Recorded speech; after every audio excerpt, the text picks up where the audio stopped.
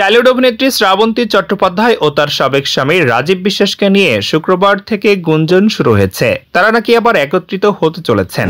সব সমস্যার অবসান ঘটিয়ে তারা কি সত্যি নতুন করে আবার সংসার শুরু করবেন, এমনটি দেখা গেছে সায়ন্ত ঘোষালের সিনেমা রবীন্দ্র কাব্য রহস্য এর বিশেষ প্রদর্শনীতে। কালো সিকুইনের শাড়ির সঙ্গে মানানসই ব্লাউজ, গহনা আর খোপাই গোজা গোলাপের কুড়ি। শুক্রবার রবীন্দ্র কাব্য রহস্য সিনেমার বিশেষ প্রদর্শনে উপস্থিত ছিলেন সিনেমার নায়িকা। তার জৌলুসের ছটায় চোখ ধাঁধিয়েছে উপস্থিত সবার। সেখানে মুখোমুখি হওয়ার প্রবল সম্ভাবনা ছিল দুই সাবেকের। শ্রাবন্তী যখন দক্ষিণ কলকাতার আধুনিক প্রেক্ষাগৃহে পা রেখেছে, তখন ঘাড় ফিরিয়ে তাকে দেখে নিয়েছে রাজীব, যিনি অভিনেত্রীর প্রথম স্বামী। চার চোখের মিল কি হলো তারপর? রাজীব শ্রাবন্তী কি মুখোমুখি হয়েছেন, কথা বলেছেন? টলিউড বলছে তেমন কিছুই নাকি ঘটেনি, তবে শ্রাবন্তীর সঙ্গে কাজ করায় আগ্রহ তার সাবেক স্বামীর, এমন কথা একটি গণমাধ্যমে নিজের মুখে জানিয়েছে পাগলু সিনেমার পরিচালক।